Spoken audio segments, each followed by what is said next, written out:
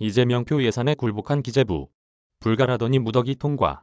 이재명 더불어민주당 대선 후보의 공약마다 충돌했던 기획재정부가 사실상 백기를 들었다. 지역화폐 증액, 광역버스 준공영제 국비 부담 등 그간 이 후보가 기재부와 날선 공방을 벌여왔던 정책들이 대부분 예산안에 반영됐기 때문이다.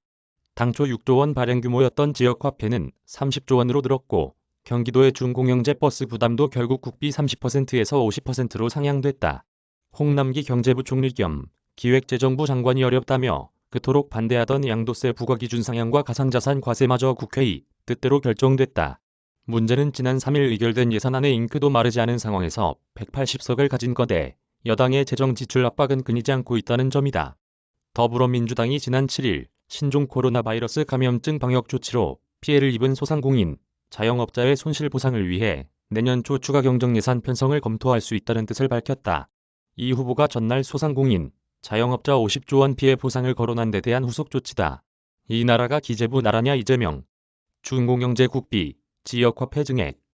8일 국회와 기재부 등에 따르면 국회는 지난 3일 오전 본회의를 열어 정부안보다 3조 3천억 원이 증가한 607조 7천억 원 규모의 2022년도 예산안을 의결했다.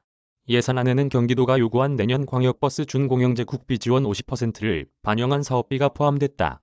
이로써 내년 광역버스 준공영제 총 예산은 매칭 지방비 364억 원을 포함해 총 728억 원으로 확정됐다. 경기도 광역버스 준공영제 예산은 그간 이 후보와 기재부가 첨예한 갈등을 빚던 사업이다. 기재부는 지난 2019년 국토부와 경기도 간 합의에 따라 경기도가 광역버스 국비 지원 50% 지원을 요구하자 다른 시도와 형평성이 어긋난다. 광역버스는 주로 수도권에만 있는 만큼 국고보조를 50% 줄 수 없다며 반대했다. 결국 기재부는 올해 경기도 광역버스 국비를 전체 예산의 30%만 지원했다. 이에 이 후보는 경기도지사 시절인 작년 11월 27일 확대 간부 회의에서 광역버스 국가 사무를 전제로 버스 요금을 올린 건데 이제 와서 예산 부담을 못하겠다는 것은 신의를 쳐버리는 일이라며 공공기관끼리 합의했는데 이를 어기는 것은 상식에 반하는 것으로 심각하게 대처하라고 지시했다. 그러나 이 후보가 대선 후보가 되면서 분위기가 바뀌었다. 민주당이 내년 정부 예산안을 심의하면서 광역버스 준공영제 국비 지원 비율을 30%에서 50%로 높인 예산안을 통과시킨 것이다. 이 후보의 공약이 예산에 반영된 것은 준공영제 버스뿐만 아니라 지역화폐 등 여러 정책들도 무더기 통과됐다. 당초 정부는 국비 2,400억 원을 투입해 지역사랑상품권 6조 원어치를 발행할 예정이었다. 하지만 이 후보의 강력한 요청으로 국회 논의 과정에서 지역화폐 발행 규모가 15조 원까지 확대됐다. 지방자치단체가 발행하는 지역화폐까지 포함하면 총 30조 원 규모다. 그간 이 후보는 기재부가 지역화폐 예산을 대폭 삭감하자 이 나라가 기재부 거냐며 반발했다. 홍남기 경제부총리 겸 기재부 장관을 향해선 이러지 마시라고 꼬집었다. 이 지사는 지난 9월 서울 마포구의 한 음식점에서 개최된 을 권리보장 공약 발표 기자회견에서 지역화폐 발행 확대 공약에 대해 발언하던 중 홍 부총리께서 지역화폐 지원 예산을 77%나 삭감했다. 도대체 이해가 안 된다. 따뜻한 안방에서 지내다 보면 북풍 한설이 부는 들판의 고통을 알기 어렵다고 지적했다.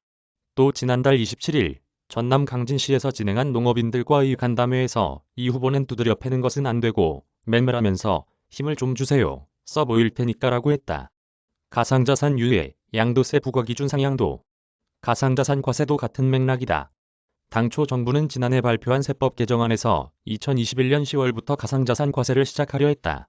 하지만 대선을 앞두고 청년 표심 잡기에 급급한 여야, 정치권의 이해가 맞아떨어지면서 1년 유예로 뒤집힌 셈이다.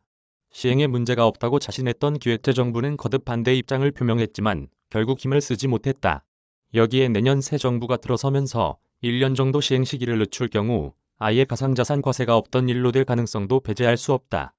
그간 홍 부총리는 작년에 여야 합의로 국회에서 법도 통과시켜주고 다 합의가 된 걸 1년 뒤에 와서 정부 보고하지 말라고 하면 안 된다. 가상자산은 화폐, 금융자산 아니다. 예정대로 과세를 시작해야 한다는 입장을 밝혀왔다. 하지만 국회에서 가상자산 과세 1년 유예를 담은 세법 개정안을 통과시키자 그는 법 개정 문제는 국회의 권한이기 때문에 여야가 이처럼 결정한다면 정부는 입법을 받아들이고 이행해야 하지 않을까 싶다고 입장을 밝혔다. 양도세 부과 기준 상향도 기재부에 결국 백기로 끝났다. 여당이 양도세 부과 기준은 9억 원에서 12억 원으로 상향하는 세법 개정을 추진하자 기재부는 부동산 가격 자극을 우려하며 반대하는 입장을 내쳤다. 하지만 과거 양도세 비과세 기준선을 6억 원에서 9억 원으로 상향했던 2008년에도 6억에서 9억 원 사이의 주택 거래가 많아지면서 해당 구간의 주택 가격이 뛰었다. 해당 구간의 갈아타기 수요를 일으켜 집값을 자극할 수 있다는 것이다.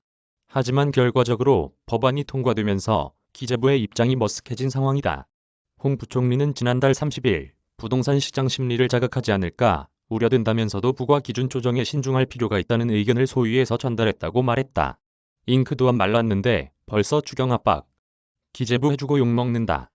더불어민주당이 코로나19 방역 조치에 따른 소상공인 손실 보상을 확대하기 위해 추가 경정 예산 편성을 추진한다. 2022년도 본 예산을 처리한 지 5일 만에 추경 논의를 제기한 것이다.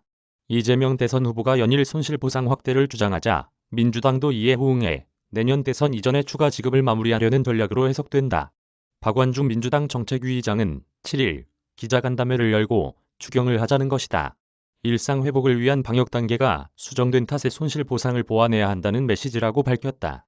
여기에 민주당은 다주택자에 대한 양도세 부과 기준 일시적 완화도 검토하겠다는 입장을 밝혔지만 최종적으로 다음 정부에서 할 일이라며 철회했다. 하지만 결국 시장에는 차기 정부에서 부동산 규제가 완화될 수 있다는 시그널을 주게 됐다. 기재부 내부에서는 허탈하다는 반응이 나오고 있다. 홍 부총리가 그간 소신을 밝혀왔지만 번번이 이 후보와 여당의 요구대로 정책이 집행됐고 더구나 정책을 추진하는 과정에서도 이 후보와 민주당의 비난의 대상으로 자리 잡혔기 때문이다. 기재부 한 관계자는 정권 말인 상황에서 취임 1000일이 넘는 등 역대 최장수인 홍 부총리한테 사실상 무서울 게 없는 상황인데 이번 세법 개정 과정에서 소신을 지킬 수 있는 환경이었지만 결과적으로 정치 권력의 입김에 기재부가 동의하고 협력한 상황으로 남게 됐다며 과거 경제부 총리들은 정치권의 포퓰리즘을 막기 위해 사표 제출로 맞섰는데 아무런 역할을 못했다. 문제는 여당의 뜻대로 해주고도 욕을 먹고 있는 상황이라고 했다. 또 다른 관계자도 홍 부총리가 대선을 앞두고 공무원이 정치적 중립을 지켜야 한다고 강조하는데 이런 모습이 중립을 지키는 건지 공감하기 어렵다고 했다. 카피라이트 조선비즈 앤 조선닷컴